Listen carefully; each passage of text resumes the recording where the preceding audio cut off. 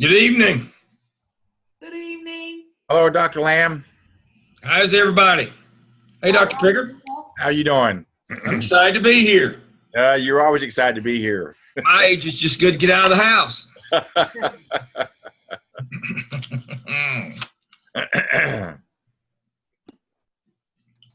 Well, I'm heading back that way tonight. How's the weather?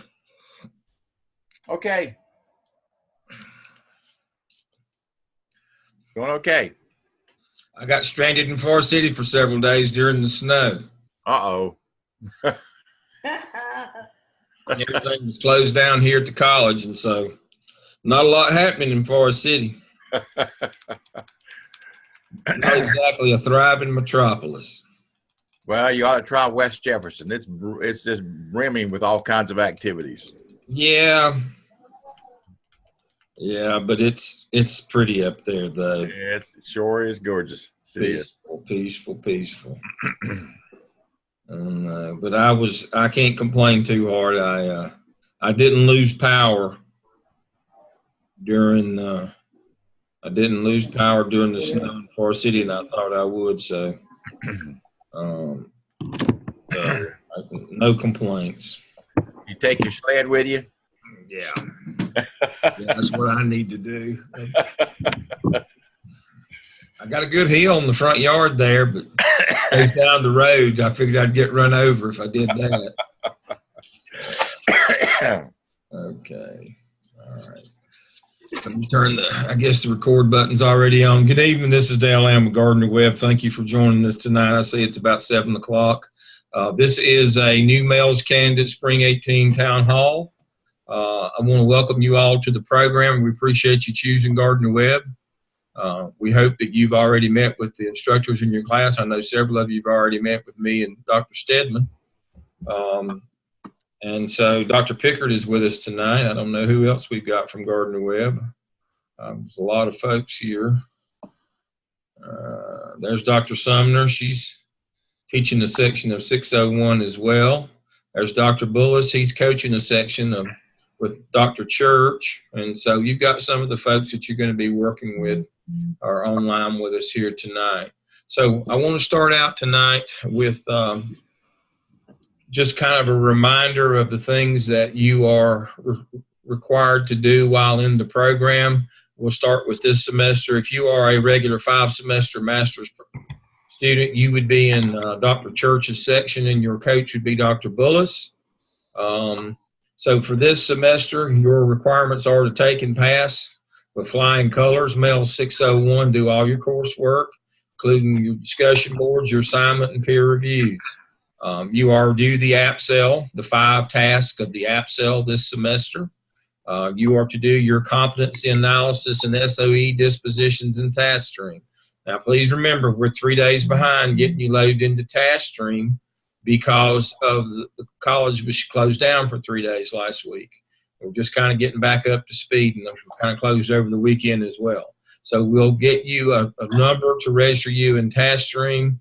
You'll have a DRF portfolio for your evidence artifacts, competency analysis, and your dispositions, and you will create a separate competency folio in which you will upload proofs of the competencies that you've done. They'll talk to you more about that in your classes. If you are a 3-semester add-on licensure person, you have the same things, and the only difference is you have to do all 21 of your competencies this semester, and you have to do the APSEL and the APTEL this semester. So you have 9 tasks and 21 competencies due in your competency folio. You have 12 competencies if you're a regular master's student. It paces out to be the same in the end. So those are the things. So make sure you're in the right program. We're still trying to make sure everybody's in the right place. If you already have a master's degree, you need to be in the add-on licensure program with either me, Dr. Stedman, or Dr. Sumner. If you're in the regular master's program, you should be with Dr. Church. Now, the difference is the class content will be the same, but they're going to pace you a lot. We're going to pace you a lot faster in the add-on classes because you have 9 tasks due this semester both the APSEL and the APTEL, as opposed to just the APSEL if you're in the regular master's program. So that's going to be the difference. So make sure that you're in the right section. You don't want to come up lacking at the end of the program. All right. The clinical coach process. Hopefully you've been contacted by a CC1, that's a clinical coach one. They come out to your building, they meet your principal and make sure that you're bona fide, that you work there and that your principal is willing to work with you. They share with your principal the Site Mentor Handbook, which contains the list of activities for you to do during the time that you're an intern. You're to do 80 hours of those each semester, regardless of the number of semesters you're in the program. I have one student in the fall that turned in over 400 hours just for the fall and said, I'm through now, aren't I? And I said, no. You're required to be a full-time intern every semester. If you do 400, bless your heart. I appreciate you doing that, but you still got to do 80 next semester. You're required to be a full-time intern the entire time that you're in this program. That's North and South Carolina law, and that's also from accreditors, so that you can't just be a part-time intern. You must be full-time. So let's look quickly at that. Let's see, I've got a question here. Let me feel my question. I'm unable to hear you. Let me see. I've got you probably got your sound muted. I've got mine as high as it'll go on both ends. So hopefully you can hear me now. When your CC1 comes out, they should share with you the Site Mentor Handbook. They should send it electronically to your principal, and hopefully they copied it to you. That's an overview of the program. And here's the log. There's a log inside where you keep your activities. Now, the question is, okay, you understand date and what you did. The competency that links back to of the 21 competencies that are at the end of this. I also have 2 documents that I will share with you. I've already shared them in all the classes where you can find these competencies from your open-ended and from your evidence artifacts. So they're in your 601 shell where you can find your competencies. The proof is did you have a picture? Did you have an agenda? Did you have a screenshot? And then the number of hours. Now, these 2 columns are to help you when you go back to try to find those icons, those artifacts, those things that prove that you did what you said you did. This is kind of a roadmap for you to go back and find those things. So that it shouldn't take you that long to put your competency proofs in your competency folio.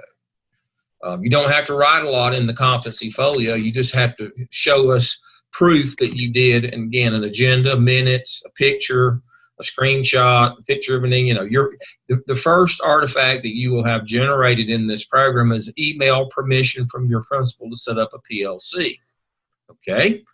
All you got to do is do a screenshot of that. If you're in a modern computer that's past Windows 7, there's a key on the keyboard that got the little Windows icon. You just hit that and hold it down while you're hitting print screen, and it will take a picture and put it in your picture folder in File Manager, and you just upload that picture. If you've got an old Windows 7 machine, you just download what's called snipping tool from the programs, and you can use that snipping tool to take a picture of the screen. But screen grabs are the quickest and easiest way to get icons. Say you got an agenda. You take a picture of it with your phone. If you've got it on your computer, you just get a screen grab of that off your computer. The competency folio, if it takes you more than 2 hours to do a round of these and you didn't do the work, or you're not organized and you can't find your stuff. This is to help you get organized and define your things. Here are the 21 competencies that you have to satisfy 3 times. You can satisfy one of those rounds by doing something open-ended, and that's from your activities as an intern. As you can see here, if you address a small or large group of adults, that could be dialogue, inquiry, or communications. If you've got an agenda or a picture of you leading that group of adults or minutes from that meeting, that would be an appropriate icon or artifact that shows that you did what you said you did. And so one of the 3 rounds of competency proofs can come from this list from open-ended. The others, it's defined which of the evidence artifacts. Now, as I said, in your 601 shell, I have put, I have mapped these for you where you can find them in your evidence artifacts. I'll go back and make sure that those are highlighted for you in your shells. Now, back to my agenda here. Okay. All right, so that's what happens when your CC1 comes out. Now, your CC1 won't have to come back out to visit you again unless you're not making adequate progress, unless you change schools, or unless you change principal site mentors. Then they'll come back out and visit you a second time.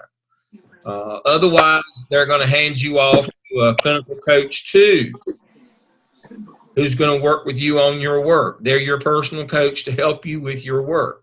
For example, if you have Dr. Sumner this semester for 601 add-on, Dr. Pickard, who's on the screen right there, he's your coach. He's an expert in evidence artifacts. He's been doing evidence artifacts now. This is his 8th year.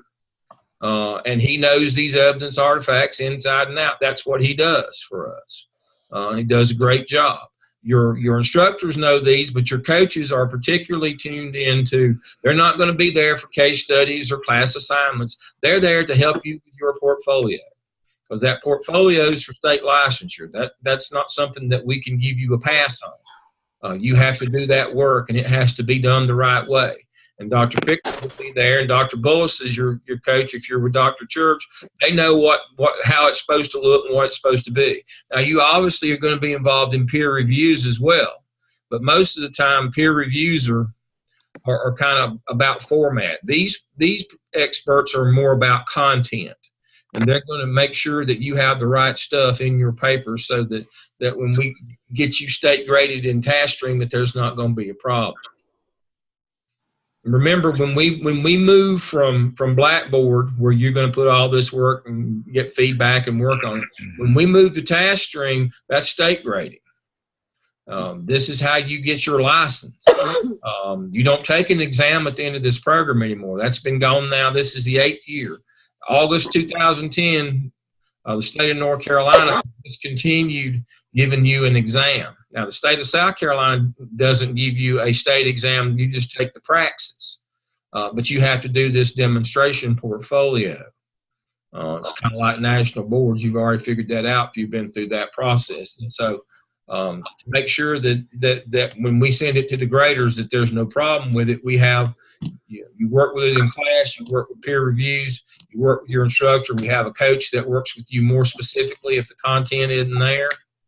So that by the time we get through, we don't have any problem with you passing your portfolio. I mean, that's important to us, is that you're successful. Remember, your coach too they're virtual. They don't come to your site. They stand with your instructor and work with your entire class. They coach the work. They give you formative comments on your evidence artifact work in an intern shell. So in addition to your class shell, now remember, we're about a week behind because of closure. We're closed 3 days and we didn't open over the weekend either, so we're about 5 days behind. But sometime next week, sometime this week, we're going to load you into task stream, and I'm going to come back on probably next week, either Monday or Thursday with you. To cover that process once we get you loaded in task stream. But we're also going to load you into an intern shell. It'll look just like your class shell. And you will be able to post your work there to your coach to get additional help from besides what you're getting in terms of peer review. So let me do a share here, a new share, and go to my desktop and minimize that and that and that and that. All right, so you're going to have an intern shell. It's going to say MELS Clinical Internship Shell. And it'll have whoever's name your coach is, just like this one is for the folks that I'm coaching. It'll be right next to your MELS 601 shell in Blackboard. And when you click on it, it's going to look just like that shell. Except when you click on directions, it tells you If you want your work reviewed from your coach, you simply click on one of these that says Task for Review. Isn't that amazing? Once you click on that, it's going to have boxes right here. If it's Task 1, which will be your first one, you simply click on it, create thread, and upload your file.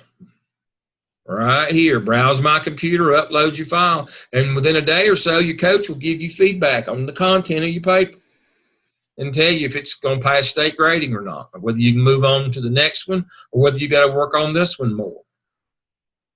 Now, I want the best work that we can get. I really do. I want you to do the best work that you can do. But understanding that's within a context of time and space. We can't give you 4 months to do the first 2 tasks. We're pacing you. If you're in an add-on, you've got 9 this semester. If you're in a regular, you've got 5. And so sometimes we just have to tell you, this will pass, move on. Yeah, it's not perfect, but we got to keep you on track. You can't come out of 601 being behind. If you do, you'll get an incomplete and you'll have to work it off. But you can't get it, you got 27 tasks to do. Especially if you're in the add-on licensure, you can do that math. 3 divided into 27 is 9 tasks a semester. Can't get behind because 9 more is coming next semester. And so they'll give you feedback, and then once you get it complete, you can drop it right here where it says Dropbox, and you drop your task in there, and they'll give you a grade, what they think you'll make when you're state grade, to kind of give you an idea. And see, sometimes they give you a 75, and you think, well, I think I can do better than that. Well, 75 is passing. I mean, that's 75 is passing. If they think that this will get, be proficient, get you a proficient, which is a 75, you have to decide at that time whether you want to spend more time on it or if you've got more time to spend on it. Anything below 75, you're going to need to work harder on. You're going to have to fix it up. And also in those evaluation drop boxes, and this is for your benefit, at the end, when you put all of your tasks together in your final evidence narrative, before you take it to Tastering for state grading, you're going to enter it in right here. And what happens there is Turn It In is going to check it for originality. And so if you didn't cite your sources correctly or something like that,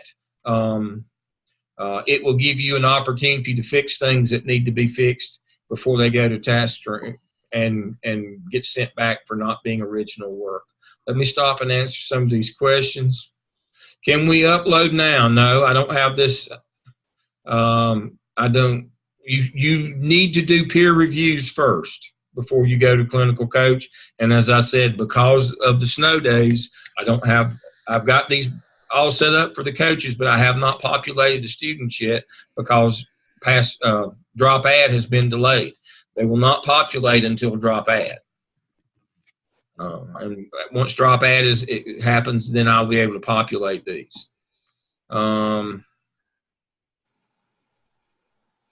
Yeah, okay. So what is a 75? Well, the state grades on a 4-point scale. 3's passing, which would be 75 on a 100-point scale. Accomplished would be 4 would be 100. And so we're going to convert that to that's too wide a scale for me to give you much feedback, a 1, 2, 3, or a 4. So we're going to give you feedback on a 100-point scale that will help you fine-tune and know exactly where you should be. In our opinion, this is about an 85. Well, that's better than a 75. I'm clear. I'm pretty clear past the 75 mark, which is the bottom line for passing.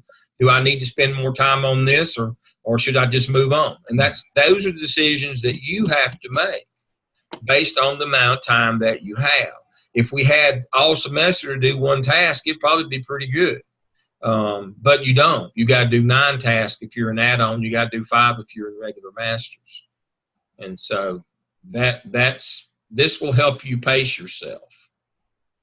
That's the whole notion here is this will help you pace yourself. It'll help you with your citations, your references. We don't anticipate that you're going to have problems here, but sometimes if you don't cite your sources, you've got to do an annotated bibliography this semester.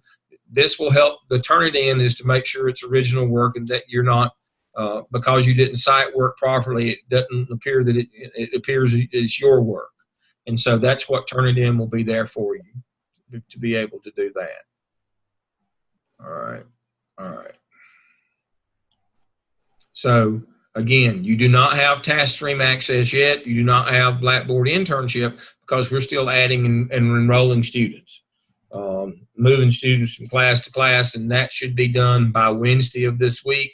And so hopefully by the end of the week, you will be able to get into task stream and see your DRF portfolio and your competency folio. So let me cover those for you now. Again, this is where your final work goes for state grading. So let me go here. Now, one thing about task stream, don't turn it on and leave it up. If it freezes you out, which it will do, you have to wait 6 hours to get back in. So every time you go in and out of task stream, a little hint, sign in and sign out. Don't ever just click out of it without signing out either. It may not come back on for you. The next time you go in, it's going to say you're logged into another session. And sometimes it'll let you override that and go back in. Sometimes it makes you wait 6 hours before you can go back in. So task stream is not something that you just open up in your browser and leave open. That is not the way to do that. So here, when you, let me go to author. So if you're in the add-on licensure program, let me go back one. If you're in the add-on licensure program for spring of 18,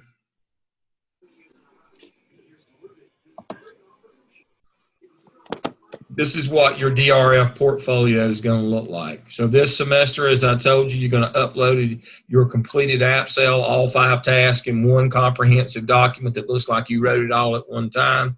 You're going to do the app tell. You have a competency analysis that's due. Basically what you do there is you copy and paste your analysis that you had to write in task 5 of the app cell and task 4 of the app tell. You simply copy and paste them into the boxes right here in competency analysis, rate yourself as met with that proficiency, and move on. And then School of Ed dispositions, you can do that the day that you get into task stream. That's kind of a pretest of where you are dispositionally right now. These are questions about your personality dispositions. There's no deliverables or nothing you have to do. You can go in the day that you start this, but you got to do your School of Ed dispositions this semester. Kind of a self-assessment of where you are personality-wise. So those are the things that are due in your DRF portfolio. Again, you don't go in and you can go in and do your dispositions anytime this semester. You won't do your competency analysis till the end of the semester when you have completed all of the app cell and app tell and have your competency analysis already written in task 5 of the app cell and task 4 of the app tell. Now, I have turned it off because folks were trying to upload a competency folio and you're not in task stream yet. I have in your class shells under competency folio on the main menu, I have a video, but I've hid it so you won't be going in on how to upload your, once you get in task stream. This DRF portfolio will already be set up for you. You'll have to go in and set you up a competency folio under folios and web pages. And this is where you just put your artifacts, where you prove what you did. And so for communication is the first one. You simply upload that screenshot of that email permission from your principal.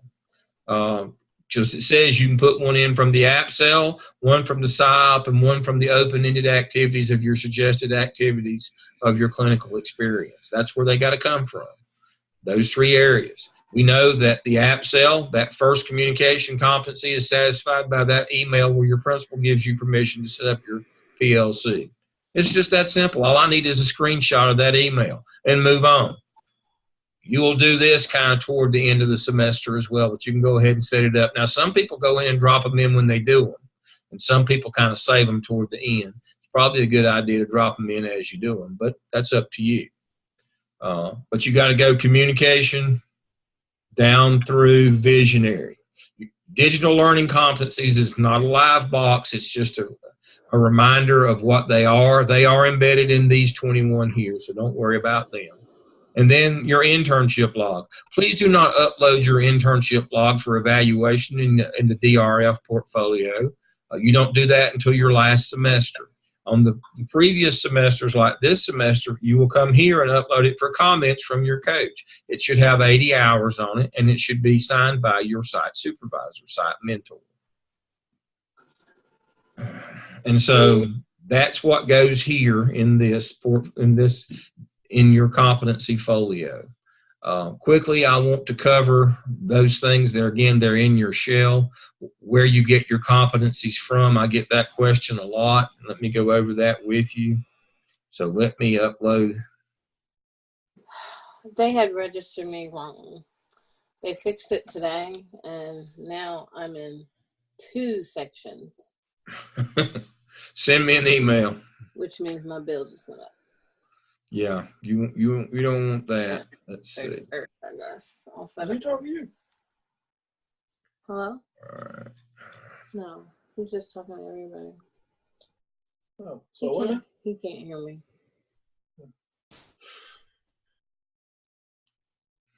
So you taking one class, 19 too? Mm-hmm.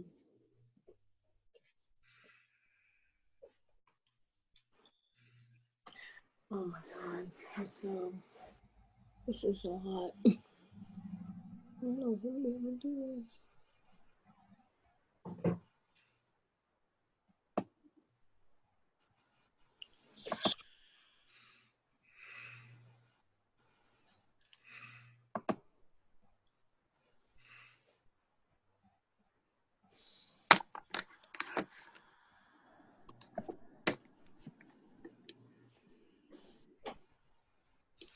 Okay, so I hope that you can see this. All right, so what I have for you in your 601 shell, so that you will know what you're looking for to put in your competency folio and task string. So I have mapped it out for you. When you do the different tasks of the app cell, you will have generated artifacts, things like email permission from your principal to form a PLC agenda, PLC minutes, and pictures of your meeting. Those would satisfy any of these competencies, 1, 3, 6, 12, and 20. And here's the list of them right here. 1 is communication, 6 is delegation, 12 is organizational ability, and 20 is time management. And so I have mapped these out for you. So these are the artifacts that you will have generated from each of the 6 evidence artifacts that when you get proof that you did this, a thing, an item, an artifact, an icon, you put it in your competency folio. Same thing with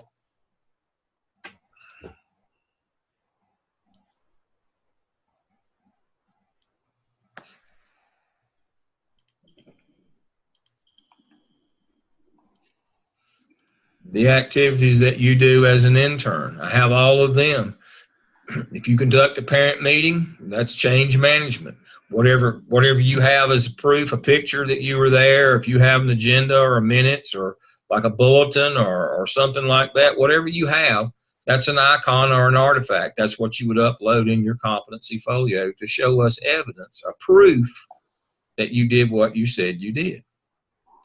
So you're going to have a DRF portfolio for your evidence artifacts, competency analysis, and dispositions, a separate competency folio just for proof of the things you said you did. These both go to state accreditors, to state graders, to make sure that you are who you say you are and you're doing what you're supposed to be doing. Blackboard is Gardner Webb, TaskStream is CAPE accreditors and state accreditors. We're going to make sure that when the process that we put you through here at Gardner Webb in Blackboard, in your class shell and in your intern shell, that your work, when it goes to that state shell, that task string shell, it's going to be perfect. It's going to be good. It's not going to get rejected. You're going to be fine. That's the idea here, is that we don't have people that get rejected and have to do this. Now, we may put you through the ringer getting you there, but once you're there, you're going to be fine. I have all the confidence in the world once you get there. But again, we have people who are designed that are going to work with you to help you do these things. Is it a lot? Yes, it's a lot. Nobody said it was going to be easy.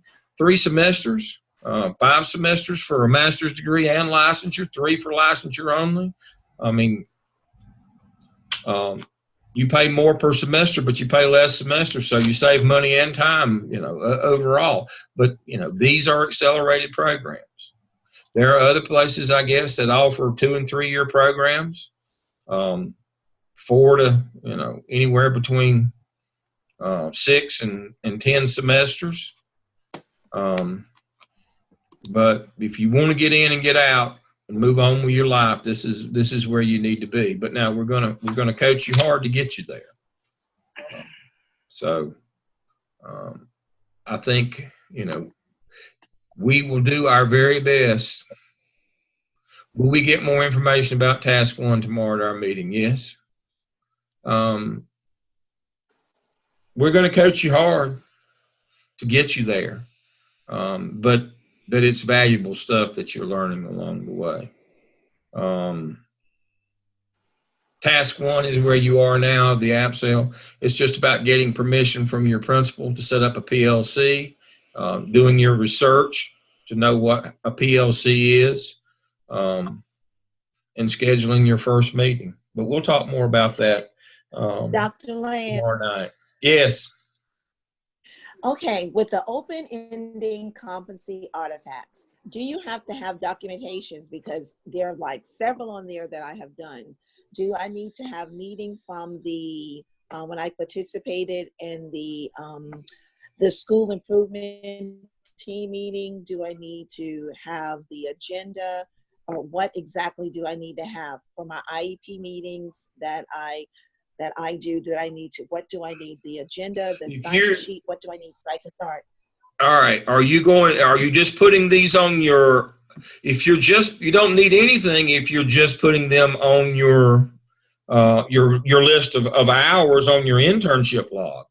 You don't need anything. I'm talking because your principal is going to sign and verify that you did those things. If you're putting them in, your competency folio, we need a thing. We need something that was produced as a result of that. Okay, I understand now. An icon, an artifact, something that was produced. Okay, so what I'm hearing you saying is, so showing what led to from the IEP meeting, like the career set up for that student in the No, I need to see something that shows me that you were there. Gotcha. Sign-in sheets and things like that. Sign-in sheets perfect for an IEP meeting. That's all I have to see. I just need to see a theme. Thank you. Yep, you're welcome. Need to see a thing, an icon, an artifact. We're trying to get you in the habit of understanding the difference between an evidence and an artifact. An evidence is a written narrative. That's what you got 5 tasks in the app cell. Those are all, that's a evidence narrative, those 5. And when you put all 5 of them together, they become your final evidence narrative. But the reason why we call them evidence artifacts is you will generate artifacts by doing that work. Guess how you will be evaluated as a principal? It'll be called evidence artifacts. You will have to have written documentation of the things that you did, but then you will have to show proof through artifacts to your superintendent or area superintendent, the person who comes out and evaluates you as a principal. It's done through evidence artifacts. So those terms are not interchangeable. An evidence is a written narrative. When we call them evidence artifacts, because the written part, and then you generate something as a proof or an artifact as having done that. That's why we call them evidence artifacts. And when you get evaluated as a principal, you'll have to give them your narrative that tells you, your superintendent, what you did, but then you will have to show them the artifacts that you generated from having done that. We love you, we trust you, but we need to see proof. Same way with your superintendent. You know, so if you go to, this might take a second here to get this question. Is the screenshot of the email permission from the principal required? Yes. Just send another email and get them to verify in writing. You want that, by the way. You want to make sure that you've got that email permission from your principal. You need to have that. That's important. All right, so now let me, this is another one of those things I wish but you can't load it. Okay. Come on.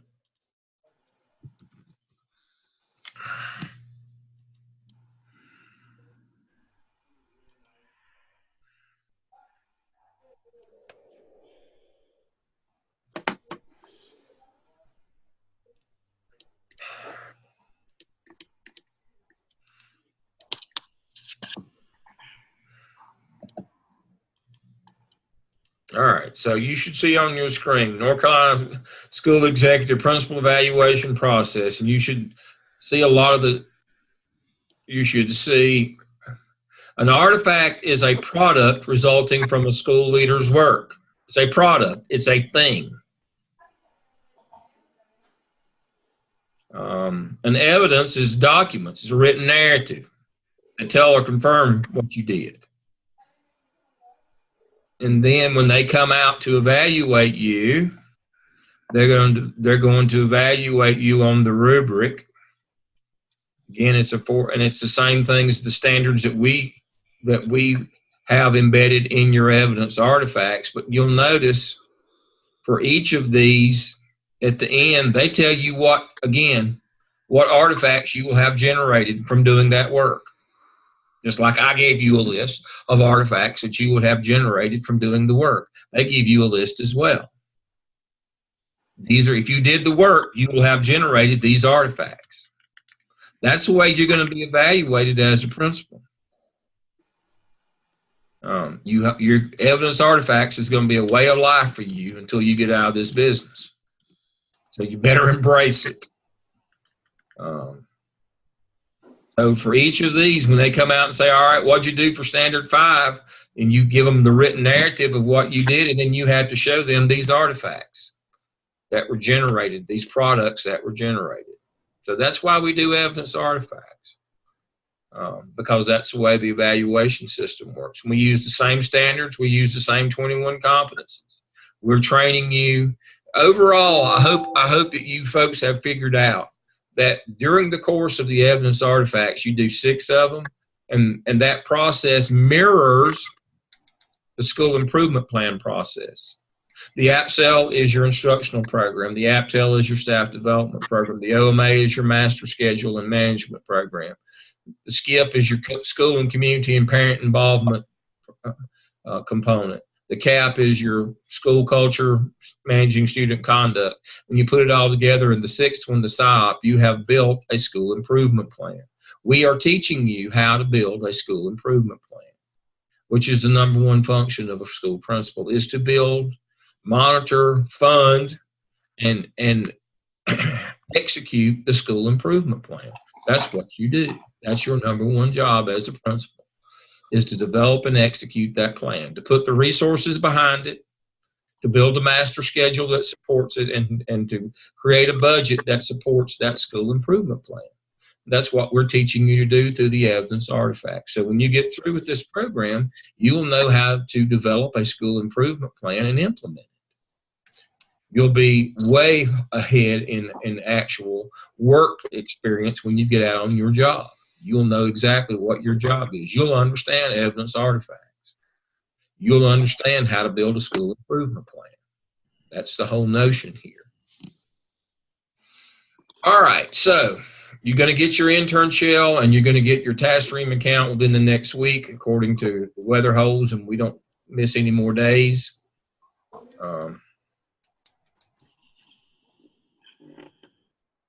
So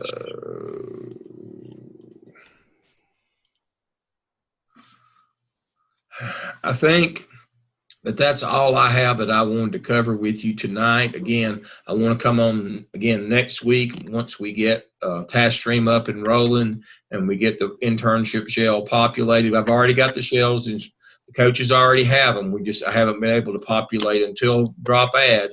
They won't drop the list for me to put in there until drop add. Same way with Task Stream. Those accounts cost money and several $100s each. And so we can't, until everybody's confirmed and paid their bill, they won't commit for me to have those lists. Because as soon as I put you in there, they're going to get charged. I think it's $112 for the Task Stream, the initial count, and it gets more expensive after that. And so it's simply a money thing. We can't put you in until we're sure that you're going to stay with us and we got you money. Same thing with Blackboard accounts. And so I will populate those shells just as soon as they release the names to me, and we're sure you're going to stick with us. So. All right. Questions that you might have, use the chat function. Dr. Pickard, Dr. Sumner, Dr. Bullis, any of the faculty that's here with us tonight, you have anything you'd like to say, now would be the time.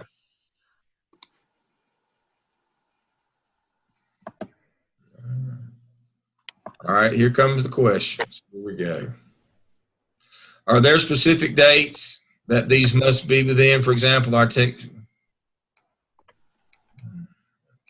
understand that question. For the competencies, can we pull from last semester? No.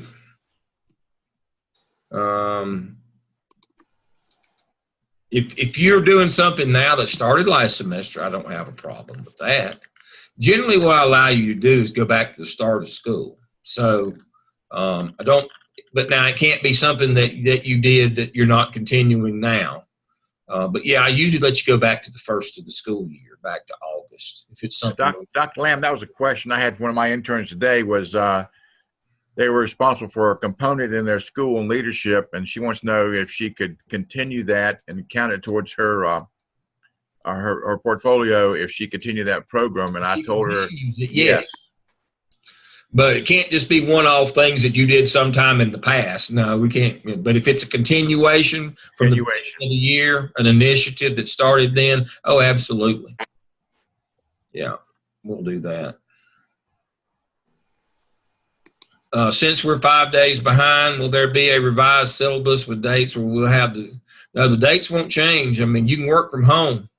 The only thing that we got behind on was getting students registered on drop add. We didn't get behind on classes. Everybody had their classes last week right on schedule. I did mine from, I was sitting on top of an iceberg. You just don't understand where I was last week.